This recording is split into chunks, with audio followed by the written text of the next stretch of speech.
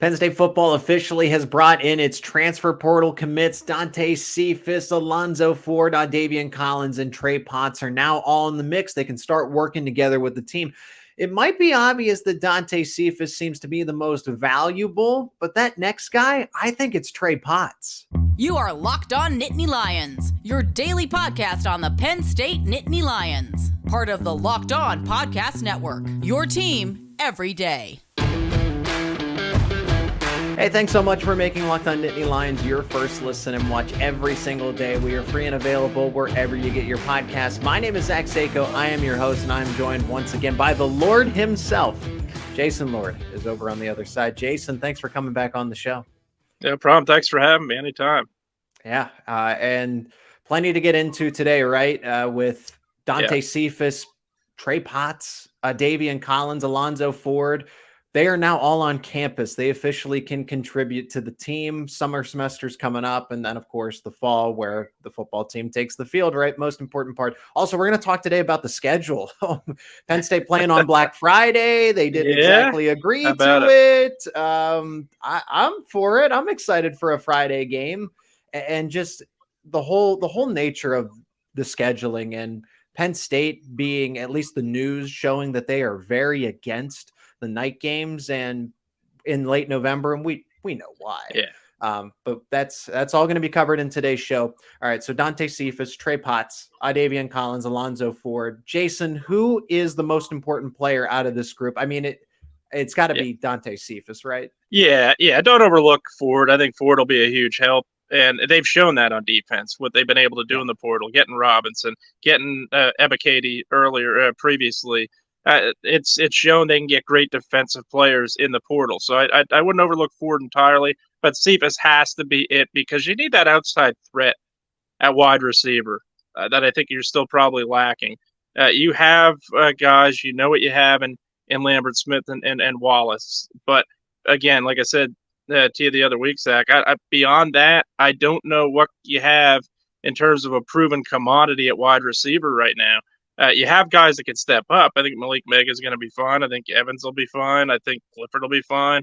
I think there'll be plenty of guys that can certainly step up. But I think Cephas has that outside threat. He's also got a little bit of hype behind him. He's had big years in previously. So I think you have to have a wide receiver threat that I think you're lacking right now. That's a weakness going into summer ball that could turn into a strength because of him. So I think very clearly he's the most important. I hope so, because I get a little concerned with the fact that he's on campus this late. If he's supposed to be your number one wide receiver, that's no disrespect to Trey Wallace and Keandre Lambert Smith, but Dante Cephas was brought in with the mindset that he is going to be Drew Allar's number one passing target. So is there going to be a lapse in chemistry here? Or do you think they can get it together in 3 months? Because that was always my concern, because when he committed, I said, okay, he'll be in by winter, right? He'll be in, right? No, it's now summer and they got 3 months to work together, and it's going to be on their own time, right? These aren't going to be coordinated practices. No, but look, we've seen people in the NFL get in trade week 6 of the trade deadline, get on the team. Like Odell Beckham shows as a prime example in Los Angeles, and he ends up being a huge target for the Rams, helps lead them to the Super Bowl. So no, I don't think it'll be that huge of an issue. I think they have time to get some chemistry. And I also think you look at what James Franklin preaches for Penn State. Cephas graduated May 9th. So that's the most important part. And James Franklin has preached that for his time here at Penn State, that education, academics comes first. And that's what happened there. Cephas graduated. He had to stay on campus, and now he's able to come into Happy Valley. But I think they have time to develop some chemistry. Could there be a little bit of trouble early on? Maybe. But I think you have a lot of time, even in the restricted practice window that you have in the summer. I think you have time to develop chemistry together. So I don't think that would be a huge issue. I think if he was battling an injury and he wasn't back till late September or something, that'd be another story. But right now, as it stands, he's on campus here in the end of May. I think there's plenty of time for the two of them to get acquainted and for him to be one of Allar's primary targets. How would you rank them 1 through 4? I'm thinking in terms of importance, right? In terms of value, Mm-hmm. I would go Dante Cephas number 1. I would Right. say Trey Potts at number 2. And I would say Alonzo Ford at 3 and Davian Collins at 4. And it's no disrespect to Collins, but Collins is not a No. veteran. He's only played 1 year of Well, college football. He took his red shirt, and he's being brought in with the mind that there is a long-term plan for him, whereas Ford's going to have to contribute right away, especially if there are yes. injuries on the D line. Trey Potts, we saw Kevon Lee when he was healthy. He was cycling in pretty frequently Mm-hmm. with Singleton and Allen. I know things changed. They got better. He got an injury, didn't really work his way back into the lineup. Cephas is obviously, he's a day one starter. There's no contest. They need to get him into the lineup by any means possible. So that's not really up for debate. But how would you rank the 4 of them? I would go Collins 4 as well. I think, and that's no disrespect to him. It's the inexperience, as you said. The other part is just how strong the secondary is. That's probably the strongest part of your team right now, or pretty close to the strongest part of your team. So I would rate him 4. 3, I would go with Potts. Even though running back is a strength, I think you needed the depth. I think having him was huge. But in terms of the impact he's going to make on the team, I would put him 3. 4 to 2. Because I think he's got to make a little bit of an impact in the defensive tackle position. You've got to have guys up front that are going to contribute and produce. We've seen that with Penn State defensively over the years. You need guys that are going to come from the portal and produce. So he's second, but number 1 has got to be Cephas. You look at wide receiver right now as it stands, that's a weakness on this team. As I said a couple weeks ago, it could be a strength by the end of September. But right now, it is a weakness, and Cephas is going to be a huge help to that. He's got to be number 1 in terms of most important. Let's hope so. Locked On Nittany Lions is your go-to podcast for Penn State rivals. Visit happyvalleyinsider.com. And Jason, before we get to all the scheduling conundrum that is going on right now, the Black Friday game, Penn State, Michigan State, I think great publicity, but James Franklin and Pat Kraft are probably fuming right now. And then on top of the night games and just all the fires that Kevin Warren started and made no effort to put out before he left. That's the best point. Yeah, that's the best point of all. But before we get to that, let's hear from our sponsor of today's episode, and that is Bird Dogs. Now, Bird Dogs pants and shorts are great for 3 reasons. First, the fit, you will look better and feel great wearing Bird Dogs. And then there's comfort. Their stretchy fabric will make your legs look great, and they're comfier than all of your other shorts and pants. Versatility is the final reason. They give you the freedom to wear one pair of shorts and pants on the golf course, to a meeting, a date, hanging out with friends, you name it. Bird Dog shorts and pants are for it. Now, I've never had a pair of Bird Dogs before, so I went out and got a couple of pairs, and I got to say, after wearing them, they definitely live up to the billing. But now, when you go order a pair of Bird Dogs, this is special going on. When you go to birddogs.com/lockedoncollege and you enter promo code LockedOnCollege, easy enough, right? They'll throw in a custom Bird Dogs Yeti-style tumbler with every single order. All you got to do, go to birddogs.com/lockedoncollege, enter that promo code LockedOnCollege, and you're getting yourself a free custom Bird Dogs Yeti-style tumbler with every order.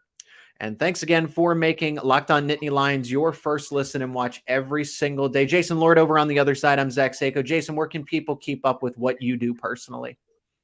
You can obviously follow me on Twitter, Jason Lord05. You can follow me on, I have a Facebook. You're welcome to, follow me on friend there, but also, still doing some stuff with local radio as well. That's really been the main 3 so far that you can follow me. Not the biggest on Instagram. I do have an Instagram, but if you're going to expect a quick response, that is the worst place to send me any kind of DM or message. I'm terrible on Instagram.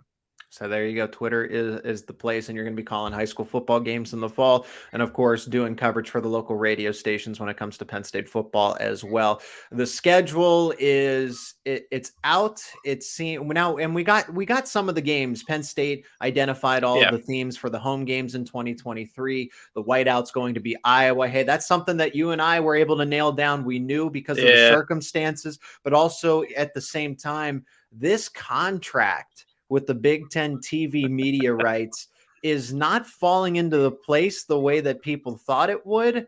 I don't know where to begin with this, because the Black Friday game, This wasn't agreed to by Penn State. This is an away game. James Franklin and Pat Kraft would absolutely have a cow if this was in Beaver Stadium this season and they tried to pull this. Have it. You couldn't have it. But the Black Friday game, Penn State did not agree to this, and yet it's going to happen. I was surprised that the Nittany Lions and the Spartans were going to play on Black Friday. So ultimately, what's your take on it? Because I like the Black Friday game. I know that the NFL is going to do something with the Black Friday, so with the Black Friday game as well. Game. So, it won't be a major conflict. There might be a little overlap. No. However, Penn State did not agree to this, yet they're going to have to play in it because the Big Ten agree. They're in the Big Ten, and the Big Ten agreed to a new TV rights deal. I have no problem with November night games. I never really did. That part of it, I never had the issue with. I think, Penn State, and they're not alone. Penn State, Ohio State, Michigan, the big guys in the Big Ten all together are really not on board with the November night games, not on board with, playing games outside of your normal routine, which is a Friday night game. I'm okay with the Black Friday game, no doubt about it. I think the schedule leading up to it for Penn State is a little favorable, which will help. Mm-hmm. You have Rutgers the week before.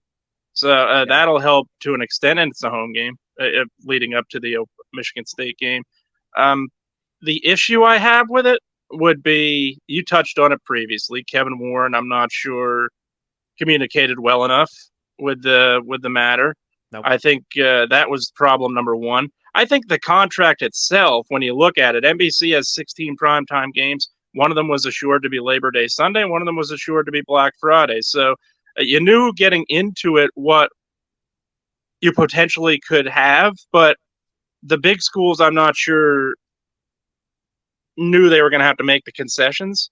And I think that's the biggest problem that I have with this issue. I think you look at it, you have Penn State and Ohio State have made the concessions previously. Friday night, Penn State played Illinois, played Maryland open last year against Purdue on Thursday. Ohio State's done the same thing. They played Indiana on Thursdays, Indiana, Minnesota on Thursday, Friday. What's Michigan ever done in this stuff?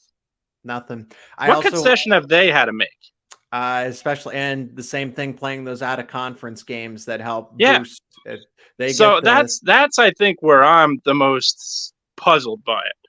I think I'm okay that these teams have to make the concessions, even though I don't think they were told everything. I think the contract itself, they were told there was going to be 16 primetime games, and Fox being puzzled that NBC has a Big Ten championship game in 2026, they were puzzled about. That's the kind of stuff where, okay, you were probably sitting at the table when this contract was signed. You should have known about it. But it's the concessions that the big schools have to make that I'm not sure they knew about. Ohio State having to play November 11th against Michigan State in primetime, latest primetime game you're going to have at the Horseshoe. And Penn State making the concession. But again, going back to my point, what concession has Michigan made at all in any of this? So I don't think it's overly fair for that reason. I think they've not made the concessions. And the other part of it, to me at least, when you look at Black Friday or you look at a holiday game as a whole, do you really need the big teams playing that night? I'm not sure it's going to spike the ratings that much. I think it's going to spike the ratings. I think you're going to draw better when you have a big team. But we've seen on New Year's Eve, when they play the college football playoff, that ratings aren't what you hope them to be. And I think for that reason, they talk about Penn State, Ohio State, Michigan needing a presence in the Big Ten. That presence alone, to me, should be enough. I don't think that these teams really need to play these Black Friday games, or who knows who's going to play Labor Day Sunday. But the November night games, I think, are your spot probably for, the Purdues and Indianas of the world, the Rutgers of the world. It's going to be a lot easier next year when you have USC and UCLA coming in because the weather's nice out there. Yeah. And you have, a 5 o'clock start time out there when it comes to West Coast. So I think the November night games will be a little bit easier. You put USC and you put UCLA in one next year. or you even have USC, UCLA each play one, then they play each other at the end of the year. So I think you're safe there. But I honestly, my biggest take on it, I'm okay with it, but I also understand the reasoning and the why Penn State is upset, why Ohio State's upset, and why Michigan's upset, but they've not made any concessions or any sacrifices yet on it. But again, it's a mess, and I think primarily, you said it for the most part. I don't know how communicative Kevin Warren was as a commissioner with everything prior to this deal, being signed, and I think that's the biggest issue. And it's a dent on his. Well, I don't want to say his legacy. I think Kevin Warren has made decisions that have been head scratchers. There's no going around it. You go back to COVID, where he pushed the season to spring, thinking that all right, everybody else is going to do this. They didn't, and so that was really number one.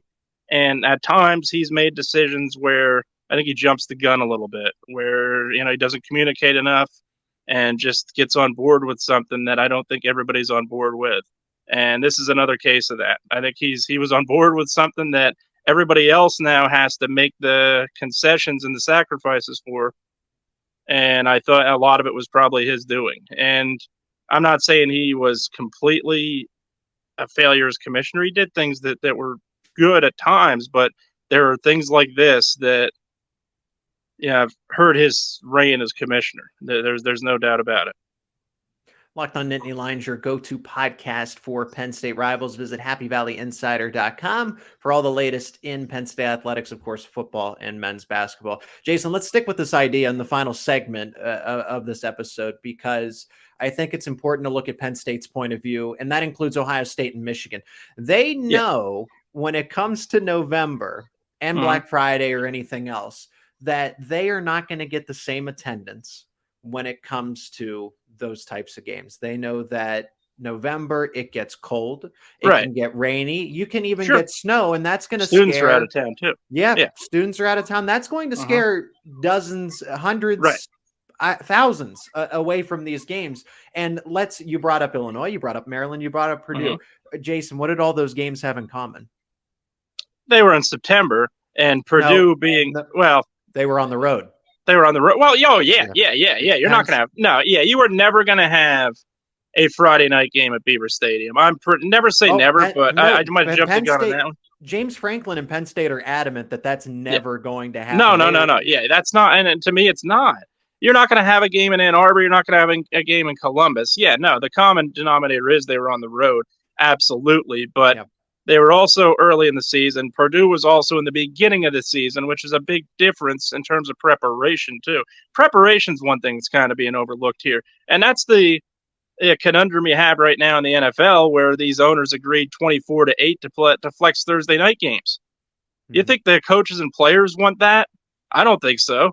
I don't think you want to shorten your week on very little notice. I don't think you want to shorten your week and routine, period. And I think that's a big part of this, too. Penn State now has to shorten their routine, or shorten their week by a day, and as do the other teams. That's late in the season with all the injuries, with all the bumps and bruises. Absolutely, and that's a huge part of it too. But everything you touched on is exactly right. The weather is the biggest deal. Yeah, to attendance. Me. It's attendance, and that's going to affect the attendance. Weather. Yeah, it falls into that domino. The attendance, the students are home, and but that's where I think is the worry for me in terms of a November night game. And you talk about Penn State not being happy of it. No, they're not. But neither is Ohio State and Michigan, and they shouldn't. Look, and I understand. Look, I'm not saying that NBC contract shouldn't have included November night games. It had to. You had 16 games in that contract, but I think there's ways around not necessarily putting Penn State, Ohio State, and Michigan in there in November. Do you think Penn State's going to have a night game in November for sure? Outside of, as Michigan State doesn't have a kickoff time just yet. Right. We're assuming that Fox is going to pick up Michigan and make that a big probably kickoff. Yeah. But then there's Rutgers and then there's Maryland. So those three games, I could see NBC picking up the Penn State Michigan State game, and since that's going to be a Black Friday game, they did. Yeah, NBC has that game now. Okay, so that's the rumor. That's not set in stone, but that is the full-fledged rumor that is now coming forward, is that NBC is taking that game. Yeah, and if they do, I think probably a good chance that's a primetime game. So yeah, in November they probably would have the Michigan State game. I don't think Michigan will be a night game. No. No. I don't think Rutgers will be a night game either, and probably not Maryland either. So I would say, yeah, that I could see Maryland. I could see Maryland, but the other part of it is now, as much as you've complained about playing one November night game, you put one of your big time schools in 2 November night games, see what happens. Yeah. I'm not sure it's going to go over very well. It's not going over well playing one right now for Ohio State. It's not going over well playing one for Penn State. So I would say no. This is probably going to be it in terms of November night games this year. Could it happen next year again? Yeah, no doubt about it. It definitely could happen. I think you've got to figure it out if you're the Big Ten and you're NBC when it's coming in. Look, these networks are doing what's best for their network, and that's fully understandable. There's no knocking that whatsoever.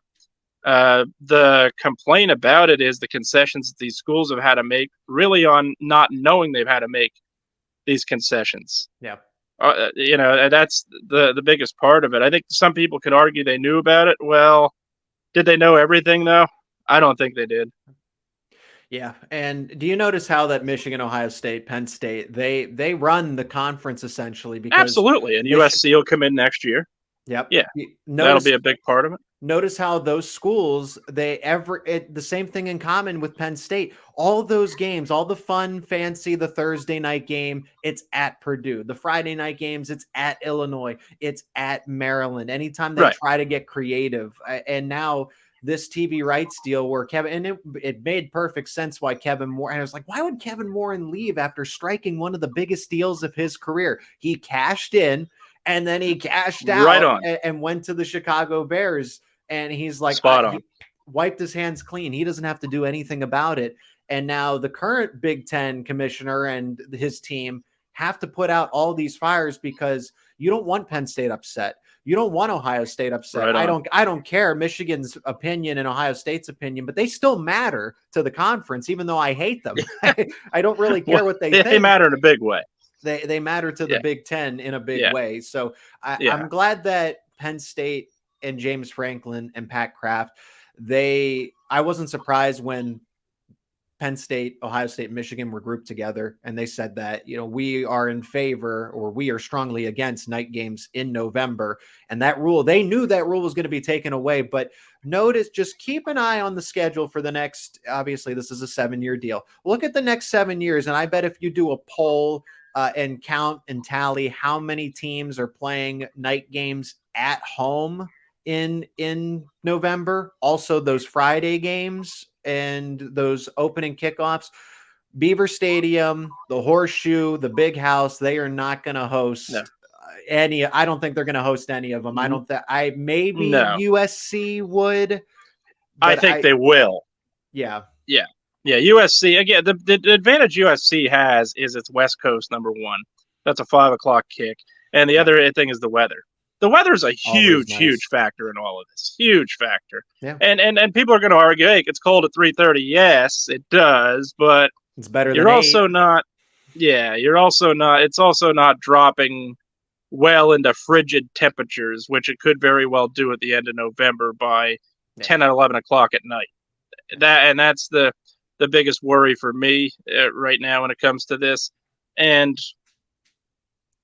will we see down the road Penn State, Ohio State playing home games in November? I hope not.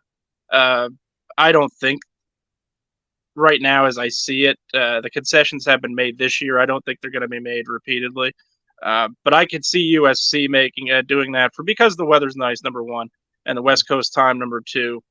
And so you have, let's say USC, UCLA. There's your 2 November night games right there. Even maybe they play each other at the end of the year. There's your 3 November night games out of 5. Suddenly you can throw 2 night games in there that don't necessarily matter as much when it comes to big picture for the Big Ten. Yeah.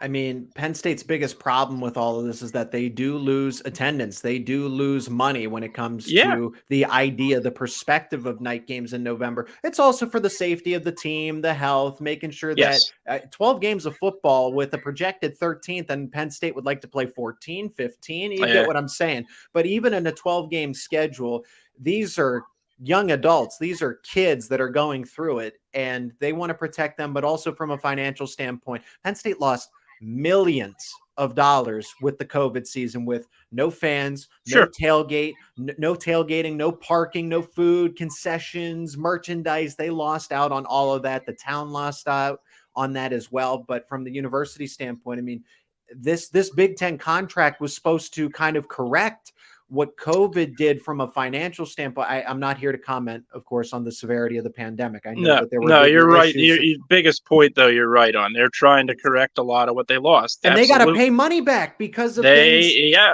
100%. They're losing 100%. money. Yes. Yeah. No, you're right on with that point. That's a big part of this. There's no doubt about it, and that's a big part of Kevin Warren signing this contract. Yeah. Absolutely. There's no question about it that 2020 played a huge role in this deal.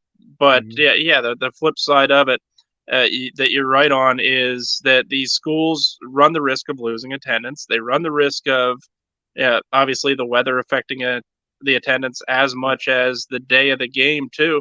Biggest reason you'll never see a night game to me during the week at Beaver Stadium or in Ann Arbor also is the situation. Look, let's just talk about Happy Valley, where that parking lot that is primarily used for football games is occupied by those who are working. So that's a big reason why, to me, you're not going to have it. Yes, big part of students occupy it. Your students are paying very good money to park there. Yeah. So, no, I don't think you're going to piss a lot of people off if you were to have a night game here at home. And that's a big reason why, no, I don't think you are going to ever have a night game in Columbus or Ann Arbor or Beaver Stadium on a weeknight. I think it's highly, highly unlikely. And look, you see it in the NFL. You remember when the 49ers first had Levi's Stadium, they couldn't have a Monday night game for the first 2 years because they couldn't get the work traffic out quick enough in terms of where the parking is. So that's another major issue you would run into if you're having a big weekday game in one of the big stadiums. To me, it just probably isn't going to happen ever. We'll see how the Big Ten decides to clean it up. I think obviously the thing that is at hand is that Penn State and other schools across the Big Ten are going to have to pay back about roughly $10 million from the 100 cut that they're getting every single year because of that championship debacle.